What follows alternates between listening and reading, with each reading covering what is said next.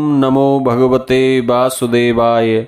नमस्कार प्रिय बंधुओं, आप सभी का हमारे YouTube चैनल में बहुत बहुत स्वागत है।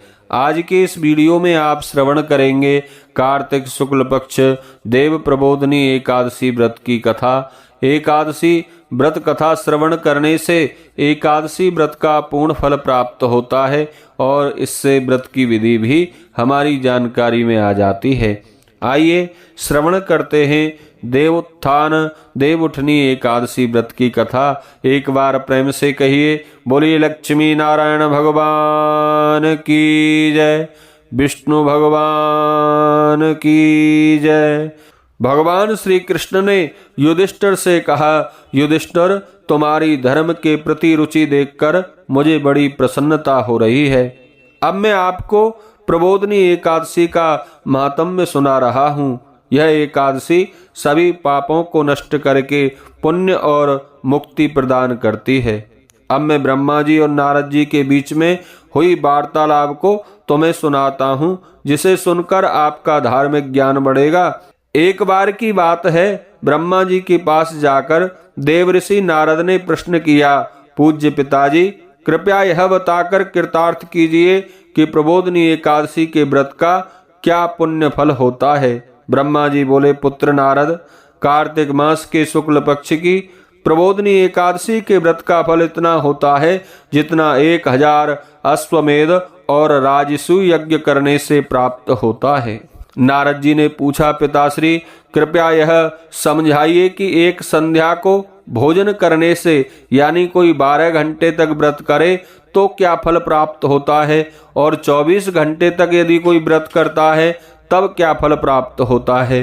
ब्रह्मा जी बोले, वत्स, एक संध्या को भोजन करने से 2 जन्मों के तथा पूरे दिन यानी 24 घंटे उपवास करने से 7 जन्मों तक के सभी पाप नष्ट हो जाते हैं। प्रबोधनी एकादशी के व्रत में वह वस्तु भी सहज ही मिल जाती है जिसका मिलना तीनों लोकों में दुर्लभ माना जाता है। इसके व्रत से बड़े पाप भी क्षण भर में ही नष्ट हो जाते हैं। पूर्व जन्मों के किए गए अनेकों बुरे कर्मों को नष्ट करने में यह व्रत एक क्षण की भी देर नहीं करता। जो लोग अपने स्वभाव के अनुसार विधि विधान से प्रबोधनी एकादशी का व्रत करते हैं, उन्हें उनकी इच्छा अनुसार सभी मनोवांछित फल सहज ही प्राप्त हो जाते हैं। जो लोग श्रद्धा के साथ इस दिन थोड़ा सा भी पुण्य करते हैं, उनका यह पुण्य पर्वत के समान स्थिर हो जाता है, कभी नष्ट नहीं होता। जो लोग केवल मन में ही ध्यान कर लेते हैं कि मैं प्रबोधनी एकादशी का व्रत करूंगा, ऐसा सोचने मात्र से ही उनके 100 जन्मों के पाप नष्ट हो जाते हैं। जो लोग प्रबोधनी एकादशी को रात्रि जागरण करते हैं, उनकी बीती हुई तथा आने वाली 10 पीढ़ियां विष्णु लोक में निवास करती हैं और नरक के अनेक दुख भोगते हुए उनके पितर विष्णु लोक में जाकर सुखी हो जाते हैं। प्रबोधनी एकादशी में रात्रि जागरण से ब्रह्म हत्या जैसे जघन्य पाप भी नष्ट हो जाते हैं। प्रबोधनी एकादशी के दिन मनुष्य को ब्रह्म मुहूर्त में उठ जाना चाहिए। स्नान आदि से निवृत्त होकर व्रत का संकल्प एवं नेम लेना चाहिए और प्रभु से विनय करनी चाहिए, प्रभु आज मैं भोजन नहीं करूंगा, रात को जागरण करूंगा और अगले दिन भोजन करूंगा, कृपया मुझे शरण दीजिए। इस प्रकार प्रभु विनय करके भगवान की पूजा करनी चाहिए। पूजा के साथ ही व्रत प्रारंभ हो जाता है। इस दिन रात्रि में भगवान की मूर्ति के सामने गीत गाकर, नृत्य करके, बाजे बजाकर तथा कीर्तन करके रात्रि जागरण करना चाहिए। कंजूसी को त्याग कर सुंदर पुष्प, धूप, दीप, नैवेद्य आदि से भगवान की आराधना करें और शंख के जल से भगवान विष्णु को अर्घ देना चाहिए। इस सत्कर्म का फल तीर्थों पर दान करने के फल से करोड़ों गुना अधिक होता है। जो मनुष्य अगस्त पुष्प से भगवान की पूजा करते हैं, इंद्र भी उनको नमस्कार करते हैं। जो लोग कार्तिक के महीने में भगवान विष्णु की पूजा बेल के पत्तों से करते हैं, वे मोक्ष पाने के अधिकारी बन जाते हैं। तुलसी से भगवान की पूजा करने वाले भक्तों के 10,000 जन्मों के किए हुए पापों का नाश हो जाता है। इस महीने में तुलसी महारानी के दर्शन करने से या उनका स्पर्श करने से और तुलसी का ध्यान करने से एवं तुलसी का पौधा लगाने से, भगवान के नाम का कीर्तन करने से मनुष्य करोड़ों युग तक भगवान के धाम में निवास करते हैं। जिन मनुष्यों के घर में तुलसी का वृक्ष लगा होता है, उनके कुटुंब में जन्म लेने वाले प्राणी प्रलय के अंत तक विष्णु लोक में रहते हैं। और जो कदम्ब के पुष्पों से भगवान की पूजा करते हैं, उन्हें यमराज कोई यातना नहीं देते हैं। कदम्ब के पुष्पों को देखते ही भगवान अत्यंत प्रसन्न हो जाते हैं और वे भक्त के सब मनोरथों को पूर्ण कर देते हैं। यदि उन पुष्पों से उनकी पूजा की जाए तो फिर तो कहना ही क्या है।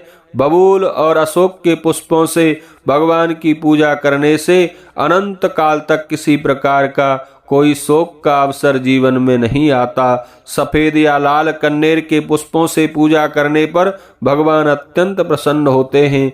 दूर्वा दल से पूजा करने पर अन्य पूजाओं की अपेक्षा 100 गुना अधिक फल मिलता है। समीपत्र से भगवान की पूजा की जाए तो यमपुरी का मार्ग सरलता से पार हो जाता है। जो मनुष्य चंपा के पुष्पों से भगवान की पूजा करते हैं, वे संसार के आवागमन के चक्र से मुक्ति पा लेते हैं। जो मनुष्य सोने का केतकी का पुष्प बनाकर भगवान पर चढ़ाते हैं, उनके करोड़ों जन्मों के पापों का नाश हो जाता है। जो लोग कमल के सुगंधित पीले और लाल पुष्पों से विष्णु भगवान की पूजा करते हैं, उन्हें श्वेत द्वीप का निवास प्राप्त होता है। रात्रि में भगवान की पूजा करके प्रातःकाल नदी के शुद्ध जल में स्नान करके भगवान की प्रार्थना करते हुए घर आकर भगवान की पूजा की जाती है। फिर ब्राह्मणों को सम्मान के साथ भोजन करा के दक्षिणा देकर संतुष्ट करना चाहिए। इसके बाद गुरु की पूजा करें, उन्हें दक्षिणा देकर नेम छोड़ देना चाहिए। जो मनुष्य कार्तिक मास में रात्रि स्नान करते हैं, उन्हें दही और शहद का दान करना चाहिए। जो मनुष्य किसी फल की इच्छा करते हैं, उन्हें फल का दान करना चाहिए। घी, दूध और चावलों का दान इस दिन श्रेष्ठ फलदायक होता है। जो लोग भूमि पर सोते हैं, उन्हें सब वस्तुओं सहित शैया दान करना चाहिए। जो लोग मौन व्रत रखते हैं, उन्हें स्वर्ण और तिल का दान करना उचित है।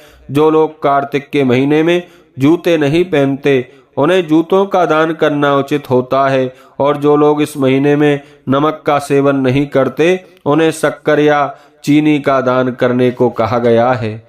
जो लोग प्रतिदिन मंदिर में दीपक जलाते हैं, उन्हें सोने या चांदी के दीपक में घी और बत्ती डालकर उसका दान कर देना चाहिए। जो लोग चातुर्मास व्रत में किसी वस्तु का त्याग कर देते हैं, इस दिन से वे उन वस्तुओं का पुनः प्रयोग प्रारंभ कर सकते हैं। जो लोग विधि पूर्वक प्रबोधनी एकादशी का व्रत करते हैं, उन्हें मिलने वाले सुख का कभी अंत नहीं होता। सुख पूर्वक जीवन बिताकर अंत में वे स्वर्ग को चले जाते हैं। जो लोग चातुर्मास व्रत को पूरा करते हैं, उन्हें फिर संसार में जन्म लेकर दुख नहीं भोगने पड़ते। जिनका चातुर्मास व्रत खंडित हो गया है, उन्हें दोबारा प्रारंभ कर लेने में कोई हानि नहीं है। और जो लोग प्रबोधनी एकादशी के महात्म्य को सुनते या पढ़ते हैं, उन्हें अश्वमेध यज्ञ का फल प्राप्त हो जाता है। बोलिए विष्णु भगवान की जय। एकादशी महारानी की जय।